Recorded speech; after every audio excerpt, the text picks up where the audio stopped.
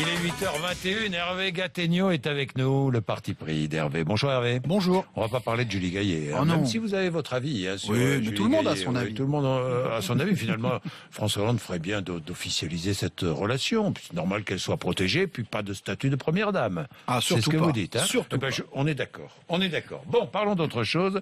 De François Hollande, évidemment, mais sur un terrain... Parlons des avions, ça vole plus haut. Ah oui. Vous dites ce matin, soyons fiers du Rafale, c'est nous qui l'avons payé.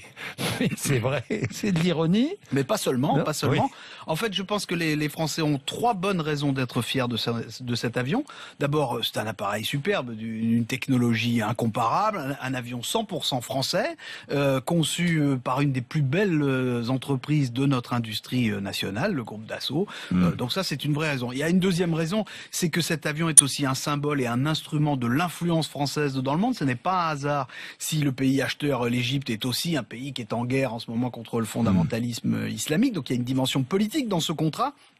Et puis, la troisième raison, c'est que, en effet, cet avion, ce sont les Français qui l'ont payé depuis 25 ans et même un peu plus, à travers le budget de la défense, donc des fonds publics dont on a souvent dit qu'ils étaient dépensés à fonds perdus. Ça n'était pas forcément faux, mais désormais, ça n'est plus entièrement vrai. Oui, c'est vrai qu'on s'est beaucoup moqué, donc autant aujourd'hui dire combien nous sommes heureux qu'il soit vendu, cet avion. Bon, on a beaucoup dit que le Rafale était invendable. Vous pensez qu'il y a un rapport avec le débat sur les problèmes de compétitivité des entreprises en France? Mais en tout cas, je pense que on peut relever que Serge Dassault, qui est le patron de ce groupe et sénateur UMP, est un grand pourfendeur du manque de compétitivité des entreprises françaises. La réalité, c'est que là, ce dont nous parlons, c'est d'une économie subventionnée, une industrie subventionnée. C'est vrai, oui, c'est vrai. Pendant toutes ces années, l'armée de l'air française a payé cet avion cher, très cher, peut-être même trop cher, pour permettre à Dassault de l'améliorer. Et de baisser ses prix à l'export. Si ça n'a jamais marché, c'est que le Rafale restait quand même plus cher que ses concurrents, mais aussi parce que les Américains mettent toute leur puissance dans la balance pour vendre leurs avions, faut quand même le dire. Face à cela, ça peut paraître cynique, mais il faut bien dire que les guerres françaises en Libye, au Mali et en Irak ont été commercialement utiles pour le Rafale. C'était des campagnes militaires et c'était en quelque sorte des campagnes publicitaires. Et évidemment, la question du financement des contrats d'armement est aussi un sujet hautement sensible. Vous pensez que ça a fait l'objet d'une négociation politique? Ah oui, ça ne fait aucun doute. Ce sont des négociations politiques. Les Français doivent savoir que après avoir financé la construction du Rafale, ils vont pour cette raison également payer son exportation, parce que chaque avion vendu coûtera moins cher, bien moins cher à l'Égypte qu'il ne coûte à notre armée de l'air quand elle l'achète. La différence est réglée par le contribuable. D'autre part, l'État fournit sa garantie sur à peu près la moitié du contrat, semble-t-il, parce que tout le monde sait que l'Égypte n'a pas d'argent. Alors si d'aventure il y avait un problème, c'est le Trésor qui réglerait le reste de la facture de Dassault. Et puis le solde, il est financé par l'Arabie Saoudite et par les Émirats Arabes Unis.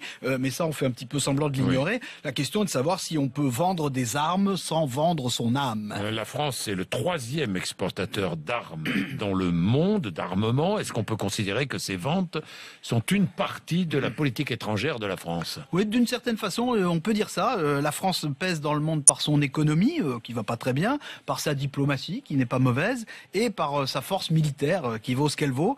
Quand c'est des avions, elle vaut cher. En 1981, il faut se rappeler que François Mitterrand faisait désarmer les avions au salon du Bourget pour montrer à quel point il désapprouvait les ventes d'armes. C'était évidemment du cinéma, on l'a bien vu par la suite. Aujourd'hui, les socialistes font la guerre, et François Hollande est chef d'escadrille. Il annonce lui-même le contrat égyptien. C'est Jean-Yves Le Drian qui va aller le signer au Caire, ce qui montre que le ministre de la Défense est aussi le ministre de l'armement en France.